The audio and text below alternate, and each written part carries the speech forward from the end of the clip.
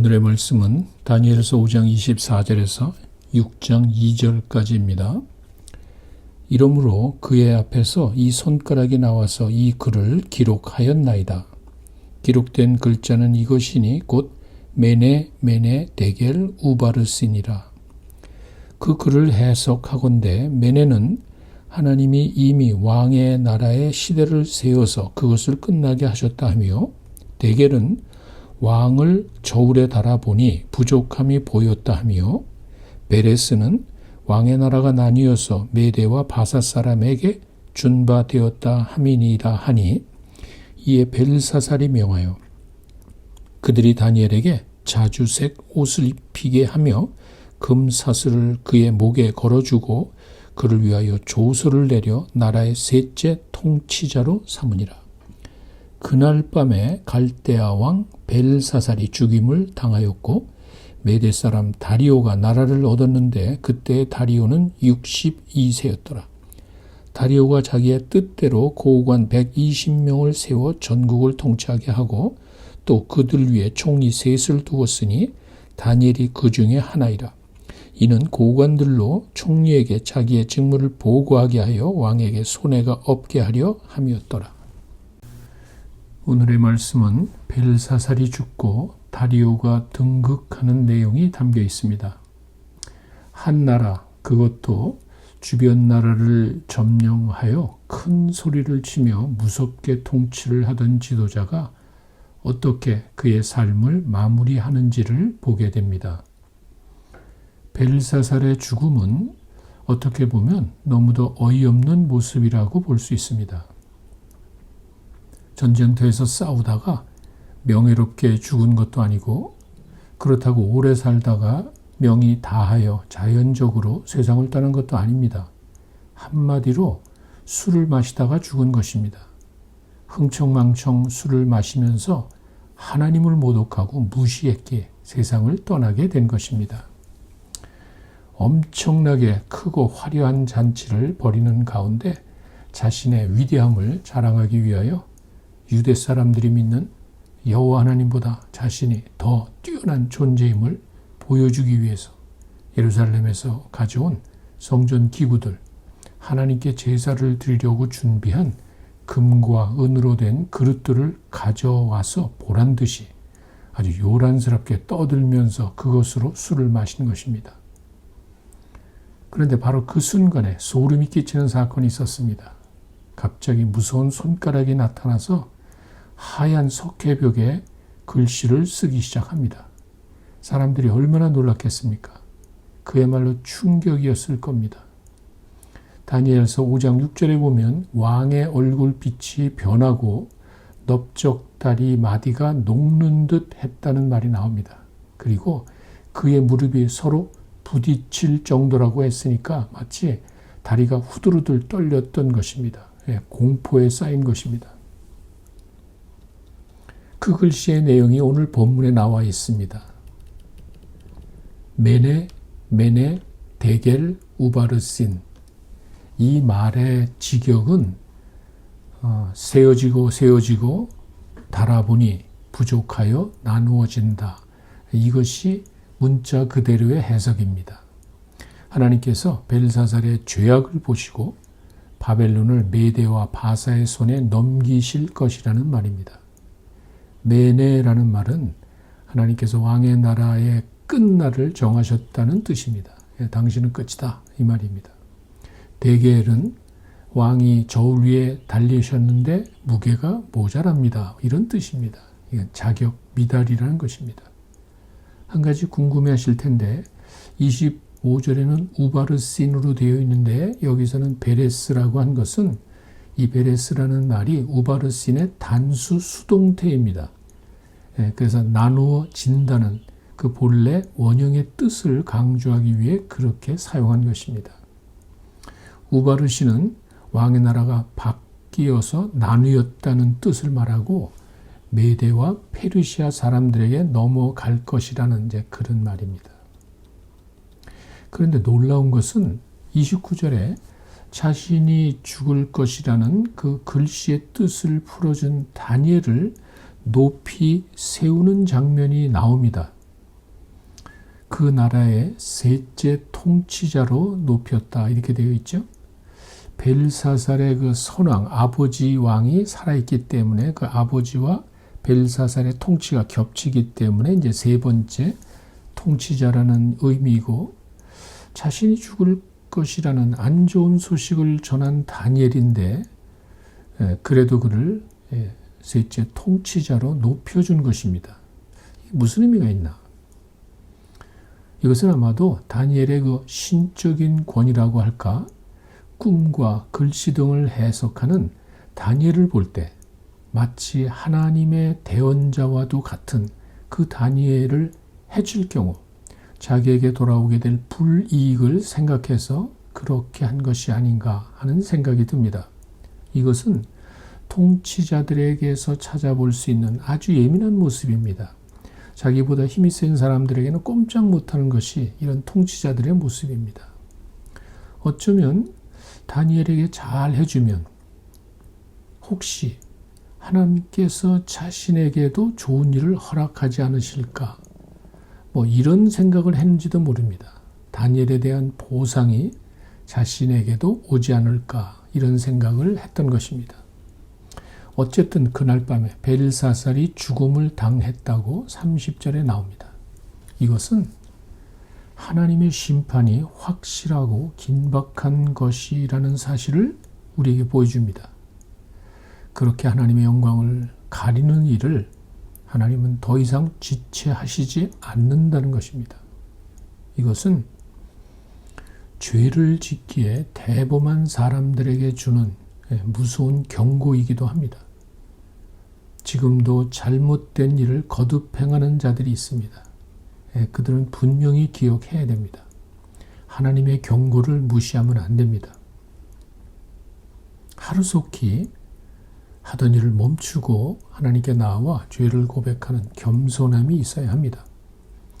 바울도 로마서에서 죄를 짓기에 대범한 사람들에 대한 경고를 합니다. 로마서 2장 5절에 보면 이렇게 되어 있습니다. 다만 내 고집과 회개하지 아니한 마음을 따라 진노의 날 곧 하나님의 의로우신 심판이 나타나는 그날에 임할 진노를 내게 쌓는도다. 이렇게 되어 있습니다. 악인의 형통을 생각하는 사람들에 대한 명쾌한 대답입니다. 어떻게 보면 답답하고 안타깝고 화도 나지만 그것은 사실은 그 악인들이 자기들이 행한 그 일에 대하여 진노를, 자신이 받을 진노를 지금 쌓아가고 있다고 보시면 됩니다. 무서운 경고입니다. 벨사살은 이렇게 죄를 짓기에 대범했습니다. 그 당시에 국가적인 위기 상황 속에서 귀족 1000명을 데려다가 엄청나게 크고 화려한 잔치를 베푼 것입니다. 5장 1절에 나와 있죠. 그리고는 성전 도구를 가져와라 한 다음에 그 성전 도구를 가지고 술을 마시게 한 것입니다. 이것은 하나님을 향한 정면 도전입니다. 하나님께서는 이것을 절대로 용납하지 않으신 것입니다. 그리고 바로 그날 밤에 처리해 버리신 것입니다. 죄에 대한 심각성과 그 심판의 긴급성을 과소평가해서는 안 된다는 말입니다. 무엇보다도 하나님의 영광을 가리는 일들은 절대로 그냥 넘기지 않으신다는 사실을 우리에게 보여준 것입니다. 6장으로 넘어가면 새로운 왕 다리오에 의하여 나라의 통치가 어떻게 이어져 갔는지를 보여줍니다. 그 가운데 다니엘의 역할을 보여주는데 6장 1절에 보면 다리오 왕이 고관 120명을 임명하여 통치를 했다고 되어 있습니다. 이것은 소위 말하는 지방장관을 말하고 이것은 다리오 왕의 지혜로운 모습으로 볼 수 있습니다. 자신이 정권을 잡은 이후에 제일 먼저 행정조직부터 개편을 한 것입니다. 그리고 그 위에 3명의 총리를 두었고 이것은 바로 다리오 왕의 철저한 행정조직과 엄격한 국고 관리의 단면을 보여준 것입니다. 그리고 그 3명의 총리 중에 한 명이 바로 다니엘이었고 이후에 이어지는 내용을 보면 다니엘은 민첩하고 고소할 틈이 없을 정도의 깨끗하고 충성된 사람임을 볼 수 있습니다. 이것이 다니엘 6장 3절에서 4절에 나와 있습니다. 그래서 다니엘은 오히려 그것 때문에 충성되게 살아온 그것 때문에 위기를 맞게 되었고, 그런 가운데서도 다니엘은 흔들리지 않고 자신의 믿음을 지켜나간 것입니다. 다니엘 6장 10절에 보면 다니엘의 신앙을 한눈에 볼 수 있습니다. 다니엘은 자신이 죽을 것이라는 사실을 알고도 자신의 신앙을 포기하지 않은 것입니다. 6장 10절에 이렇게 되어 있습니다. 다니엘이 이 조서에 왕의 도장이 찍힌 것을 알고도 자기 집에 돌아가서는 윗방에 올라가 예루살렘으로 향한 창문을 열고 전에 하던 대로 하루 3번씩 무릎을 꿇고 기도하며 그의 하나님께 감사하였더라. 이것이 다니엘의 신앙의 모습입니다. 충성된 신앙의 사람들은 그들에게 어려움이 다가왔을 때 불평하고 원망을 하는 것이 아닙니다. 그 충성된 모습을 그대로 유지하면 됩니다. 그러면 하나님의 영광을 받으시고 더 큰 역사를 이루신다는 것입니다. 그래서 다니엘은 사자굴 속에 던짐을 받았지만 그 가운데서 살아난 것입니다. 오늘의 말씀을 통해 깨닫게 되는 교훈은 권력을 가진 자들의 교만과 어리석음을 다시 한번 보여줍니다. 자기 마음대로 하고자 하는 행위에 대해서는 반드시 그 값을 치르게 되는 것입니다.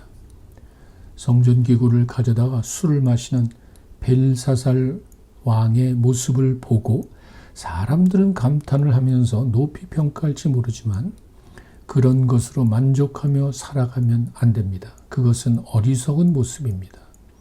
인간이 신이 아니기에 우리가 한 모든 삶의 평가가 반드시 있다는 사실을 기억해야 합니다. 그 사실을 인정하지 않고 자기 마음대로 살아가는 사람들은 하나님께서 반드시 심판을 하십니다. 때로는 우리도 악인의 형통함을 바라보면서 시기하고 질투하면서 하나님을 향하여 불평하고 원망을 할 때가 있습니다.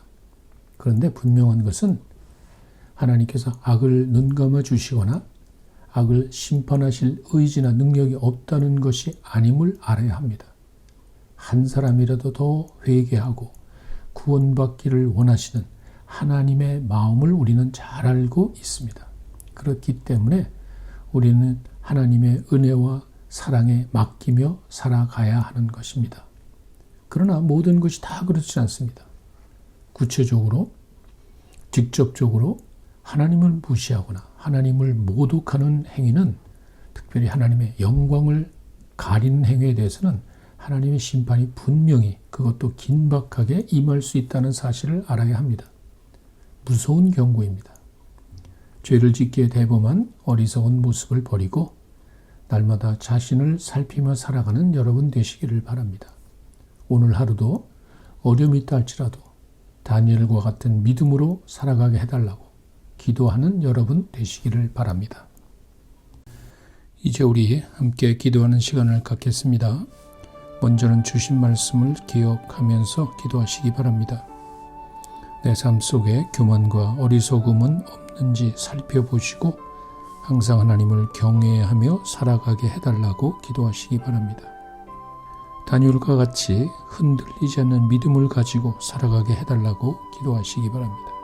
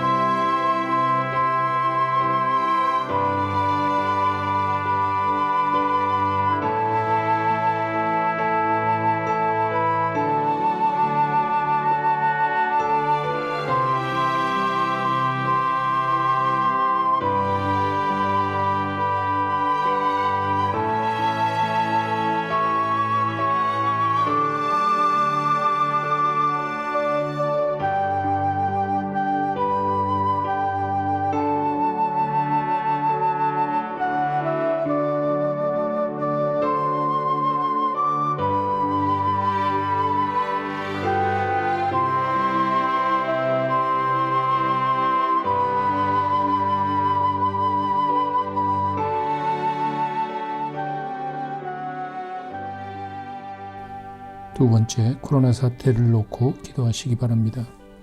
위험하고 불안한 상황 속에서도 하나님이 주시는 평안을 잃지 않고 살게 해달라고 기도하시며 하루속히 이 모든 사태가 안정되고 또 정상으로 회복이 되게 해달라고 기도하시기 바랍니다.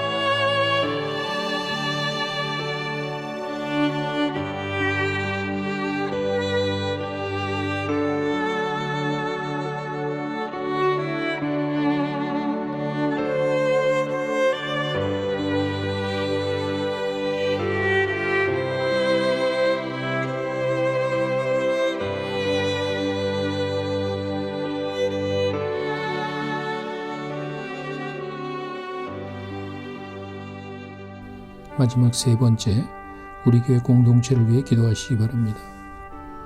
한 해를 마무리하면서 감사의 마음을 잃지 않도록 기도하시고 팬데믹 상황 속에서도 우리 교회의 모든 사역이 잘 이루어지도록 기도하시기 바랍니다.